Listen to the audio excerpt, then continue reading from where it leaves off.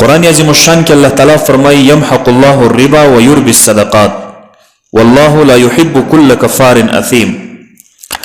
الله تعالی جل جلاله فرمایي چې زه سود ختموم، د سود برکت ختموم او صدقات لوړوم. والله لا يحب كل كفار اثیم. الله جل جلاله نه خوشي هر کفر کوونکی سړی یا هر هغه ګناه کوونکی سړی.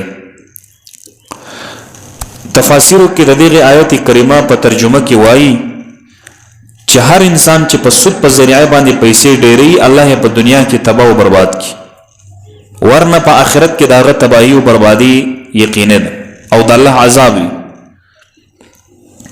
او د الله جل جلاله په لار کې چې کوم مال صدقات ورکول کیږي، الله جل جلاله په دنیا کې هم د مال ور زیاتي، د مال دگنا او سګنه کوي، او په آخرت کې یقینا هم الله جل جلاله ورته اجر ورکي، او کنور نه په آخرت کې الله ورته ډیر ثوابونه ورکي.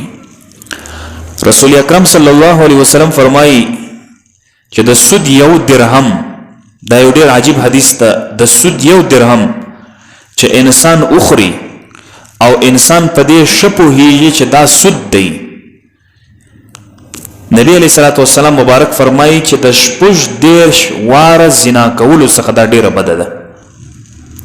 یو درهم سود او رشوت او قمار چې انسان خوري او په دې ش خبر وي چې دا سود دی، تر شپږ دیرش واره چې زنا کوي دغه سود د یوې درهم ګناه ډیره ده.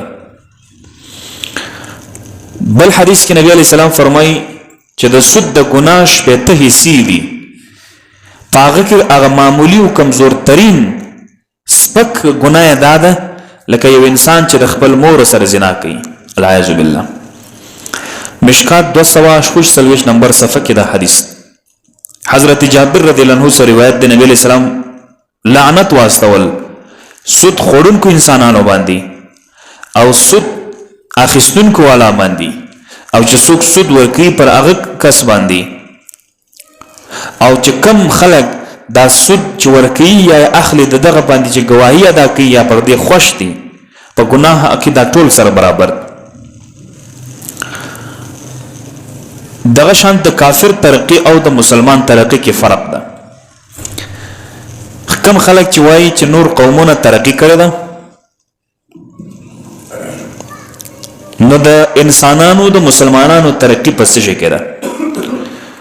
د مسلمانانو ترقی دا ده چې کله انسان د الله جل جلاله فرمان بردار سي، د الله جل جلاله اطاعت گزار بندس، د الله جل جلاله خبر منی، نو الله جل جلاله د عالم غیب څخه د رحمتونو د نعمتونو نزول پر دا انسان باندې کوي. الله جل جلاله قرآن عظیم الشان کې وعجیب آیت کریمه نازل کړی دی. سورۃ اعراف کې الله فرمایي ولو ان اهل القرى آمنوا واتقوا لفتحنا عليهم برکات من السماء والارض.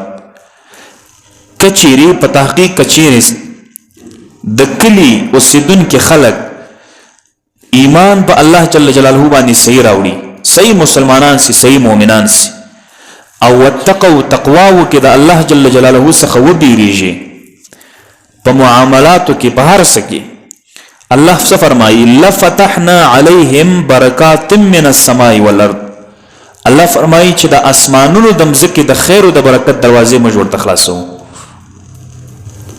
الله تعالی بیا ورسته فرمایي ولکن کذبوا فاخذناهم بما كانوا يكسبون.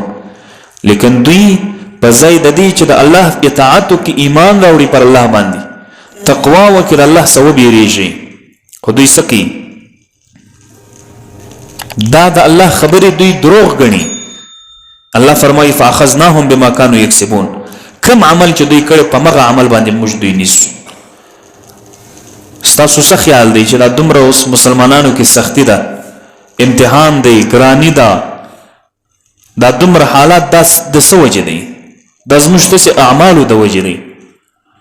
کچېرې دکاندار پر خپل دکان کې دروغي ونه کې درواغ ونه وایي، نانوایی په خپل نانوایی توب کې درواغ ونه وایي، هر تاجر او هر مشر سړی چې هغه لیندین والا وي نو بیا دا اعمال ولې راتله دا خرابۍ ولې پیښېدلې دا دنیا ولې خرابېده الله جل جلاله پیغمبر فرمایي چې ستاسو حکمرانان چې ستاسو په سرونو باندې مسلط کیږي دا ستاسو خپل د اعمالو د وجې ده کوم اعمال نیکو نیک حکمران بالله در باندې راولي کوم اعمال بدو بد حکمران بالله در باندې راولي نو کچیر موږ مسلمانانو کې تقوا وای پرهیزګاری وای نو موږ تاسو بخپل افعال او هر عمل د زندگی د شریعت مطابق کولای